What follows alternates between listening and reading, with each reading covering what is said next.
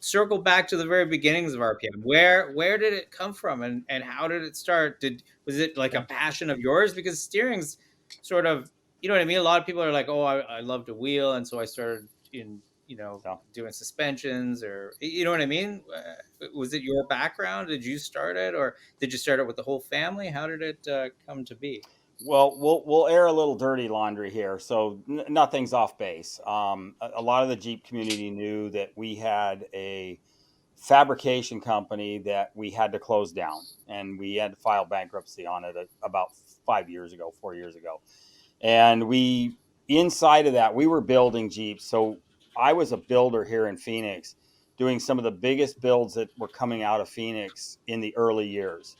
So we were doing 40-inch tires before guys were really doing 40-inch tires. We were doing axle swaps and things like that into big rigs that we were building, big Jeeps. And we started making aluminum steering out of happenstance in our facility.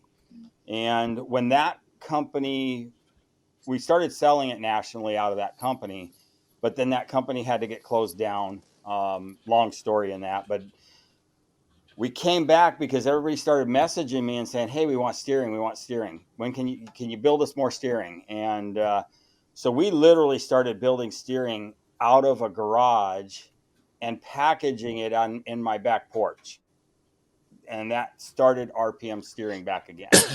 And the company was born out of that. So, but the passion for geometry and proper setups and things like that started way back with the fab company and the builds.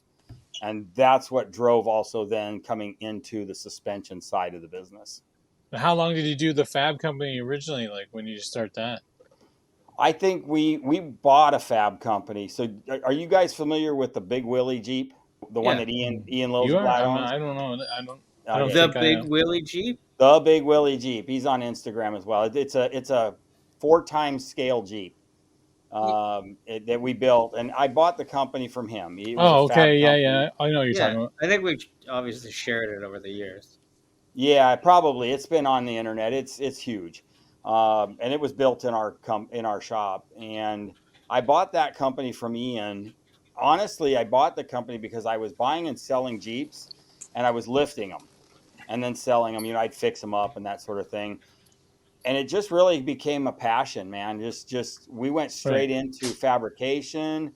I grew really fast into understanding the platform, and this was 10 years ago, 15 years ago, it's about 12 years ago, I think now. And I just really grew into the platform, and I actually get more out of building them than I do wheeling them and driving them, believe it or not. So it's just because it's so fun to me to build really cool stuff. In terms of the steering, let's talk about. So I didn't realize, in fact, that you all you mentioned 5 years ago that RPM started. So the steering company birthed out of the exit of the other company. The steering was already being made. We had to shut that down. Right. And then it just, people started messaging me on pages and on Instagram and on Facebook and said, "Hey man, I wanted to buy your steering, but the company's gone." And so we figured out how to make it, man. We just figured out how to make it happen. And we found a guy with a lathe that started it with us, and he was just doing lathe work in his garage. And I already knew the dimensions and how to set everything up. And again, it was part of my passion in building. And so, yeah, we've expanded real fast. And it's 3.5 years really is when this started new, the RPM steering side. That's amazing. So, I had no idea. Oh, the growth rate is almost unsustainable. It's so fast in the growth rate. And it's our customers, guys like Dave. Right. These people, everybody thinks Dave got free stuff. Dave didn't get free stuff. Dave paid full price for RPM steering, and he blows us up out there. Most of the people you see that will blow us up, those are full paid customers. We don't really do a ton of sponsors or ambassador type stuff. They're just happy customers. That's awesome. Those are the best. Those are the best kind of customers, the best ambassadors, right? because Yeah, now they're advocates, absolutely. right? I mean, you make a great product. Yeah. That's So that's the way to go. So, out of curiosity, being a primarily, or at least starting out in the RPM side of things, on the steering side of things, I've always been curious, at like what point would you say the average person needs to start looking at steering? Like, is it, like, you get a new Jeep, you throw on like suspension and a lift kit and some big tires and what have you. yeah. At what point would you recommend people start looking at steering kits? The JK market is different a little bit than the JL market and the JT market. So we advise on the JLJTs, the minute you put a lift and bigger tires, steering should always be in that package. The steering is so poorly made on the Is that right? JLJT. So, but the JK, it had better steering, believe it or not, components from the factory. And so JK guys can get away with it for a little while until the wear starts happening. That's funny, right? Like they move up in models. You think they learned some stuff, but the predecessor was better quality. See, and I actually would have thought it was the opposite around. Just out of, obviously it's a newer model, but also just looking at them on the JL, looking at them, they look beefier. You know what I mean? Like the components look larger and thicker. And Yep. Yeah. It's in due to the fact that when Jeep built the JL and the JT, they're building their own parts in house to start that, right? But just like NASA, they go out to the lowest bidder to fulfill the fulfillment, and so parts get cheated, and the quality is not Right. what they originally tested under these rigs. And they've experienced, even with stock vehicles under 20,000 miles, they're experiencing death wobble issues with the JL and JT. all right, so I have a question for you. The age-old question that we hear a lot in, like, on our page and different forums and what have you. So I'm sure you probably hear it daily. What's better, steel or aluminum for the suspension? For the steering or the suspension? Like links? Yeah, like going with the. Oh, sorry. I'm Yeah. sorry for the steering. Yeah. My bad. Yeah, Which for the we steering. build our suspension links all out of aluminum as well. So we are an aluminum company. Oh, okay. Sweet. We buy more round bar aluminum from our supplier than Boeing does. So we are an aluminum company. It's our base of what we do. Wow. Wow. We do not even offer a steel tie rod. So the argument between steel and aluminum is like Chevy and Ford. You're gonna see people argue back and forth on this. What started us was we were seeing DOM tie rods bend and stay bent. Customers having to get multiple tie rods because they go out and wheel, bend the company's tie rod, and they don't cover it. There's no warranty for that, so they're buying a new tie rod constantly.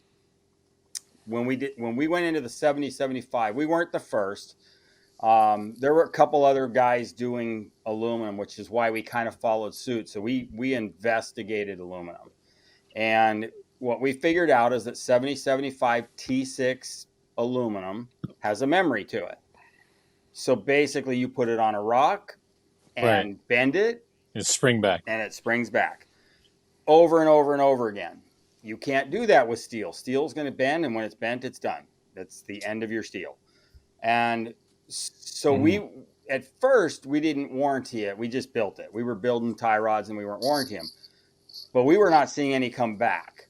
So we started going, okay, let's throw a lifetime warranty on the aluminum.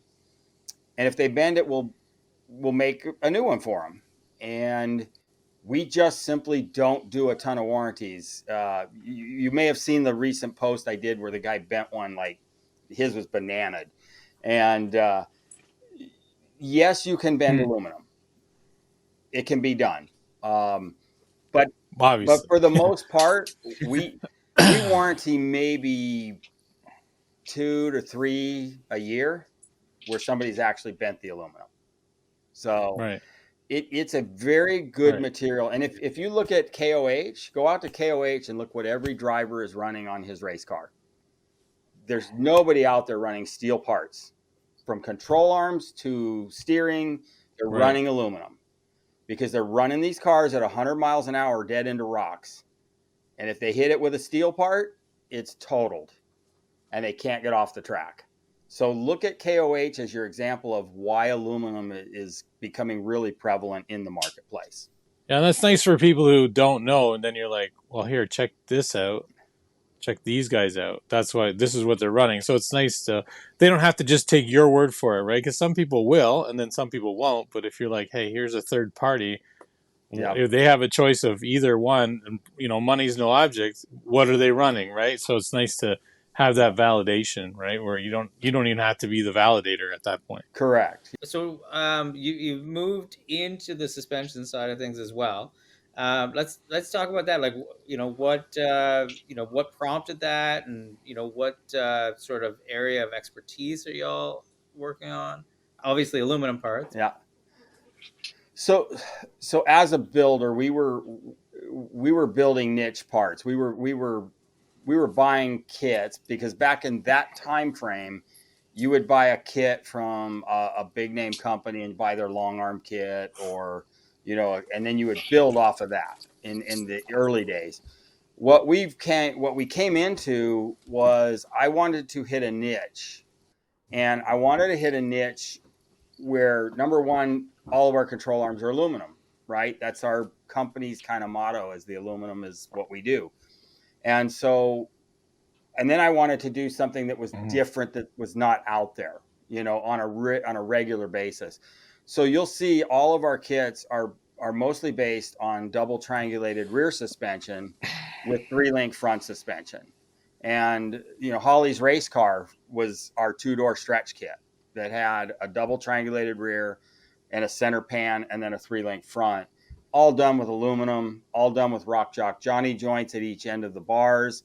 And so we wanted to do stuff that was just different and not within the confines of the box, so to speak.